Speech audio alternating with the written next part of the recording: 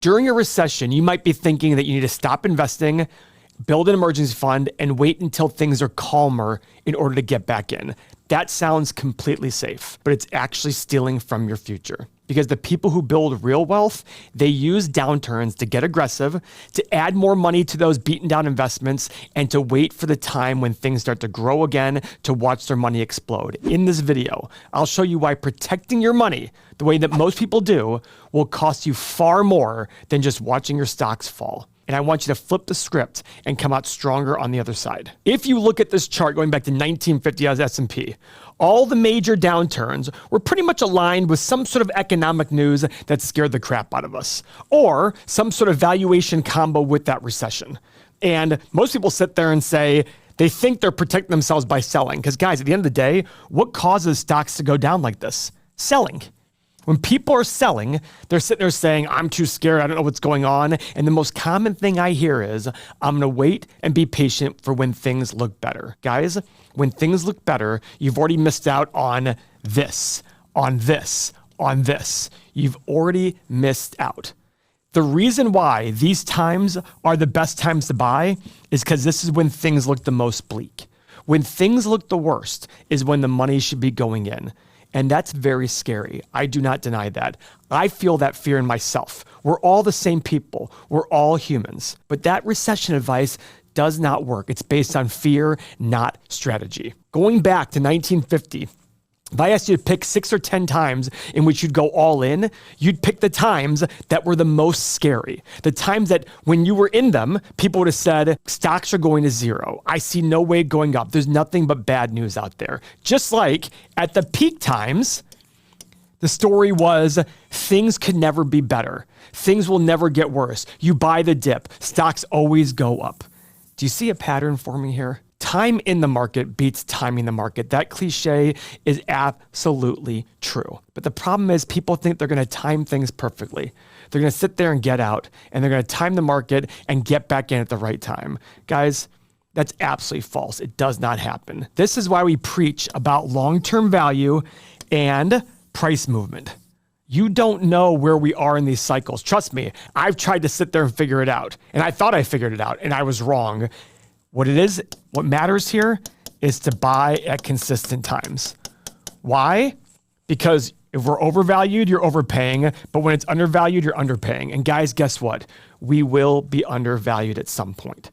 Doesn't seem that way right now, but we will. Now, of course, you're probably also sitting there saying, yeah, but Paul, not all recession advice is bad advice. I should have my emergency fund. Guys, I'll never tell you to not do something that helps you sleep better at night. But the fact remains about emergency funds. They cost you a lot of money in retirement. Why? Because the most common one is, hey, I want 6 months of expenses. Okay, let's say you make $100,000 a year. After taxes, let's call it $70,000. Okay, let's say you save 15% of your income. Let's call it an even $60,000, which means you're spending half of that. You're spending $60,000 a year. 6 months of spending is $30,000. So guys, if you're saving $10,000 in retirement accounts, you need to save an extra $30,000 into a fund. That's 3 years of savings. Guys, remember, the earlier you save, the better you are in the future. 3 years of saving at $10,000 per year is and by the way, this $10,000 was probably tax-free.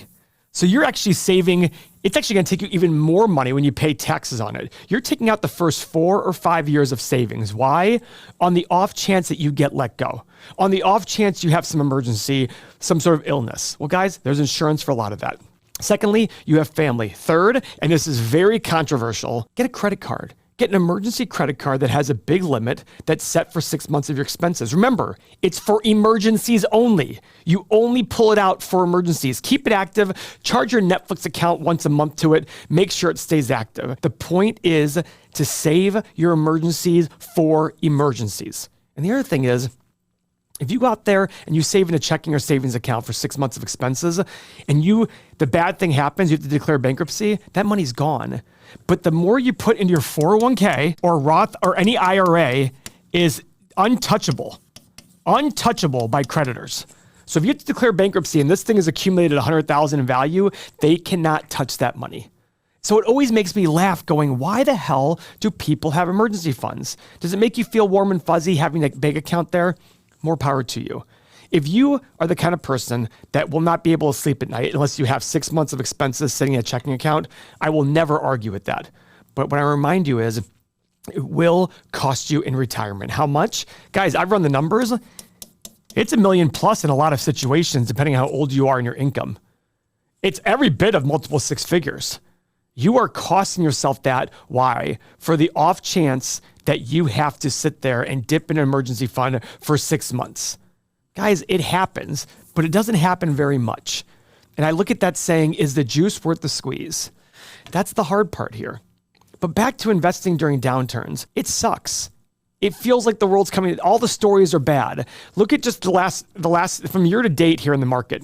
We've had amazing highs. We've had amazing lows. Started the year off with everything is great, gangbusters, all-time highs. And then tariffs came to town, wiped 20% off the market. Everybody said this is terrible. Now we're back up again. We're not at all-time highs again, but we're back up 20% in the last month. This is very volatile. What's going to happen during this? I don't know. All I do know is if you're a principle-driven investor, a principle-driven saver, you just buy every single month, every single quarter, whatever your parameters are, you buy every single time. You never have to worry about, am I overpaying or underpaying? You just keep going. But if you're like me and you also like buying individual stocks, guess what?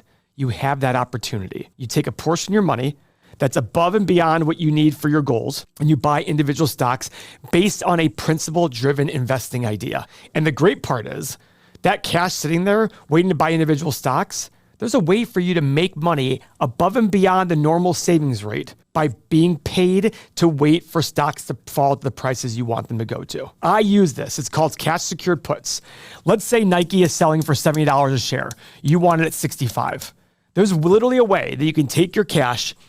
Somebody will pay you for the right to force you to buy it at 65, and they'll give you 10 to 15% on your money year in and year out. Or you get to keep the money and you get the stock at $65. You can have your cake and eat it too. Now you might sit there and say, come on, this sounds crazy. And guess what? I thought the same thing when somebody told me about it. I was like, this sounds too good to be true. And then I called somebody that I knew that was a very conservative investor and very cynical. And I said, hey, I'm going to do this. And he said, 100%, you got to do this. He's like, I know about this. It works brilliantly, and it works perfect for your situation where you want to sit there and buy the right stocks at the right price. So once I learned this, it totally changed the game in how I bought stocks. It allowed me to make money while I waited instead of forcing myself to go, oh, I want to buy, I want to buy, I want to buy. Now I'm making cash along the way, and if the stock never falls to my price, okay, I still made 10 or 15% return annualized on my money.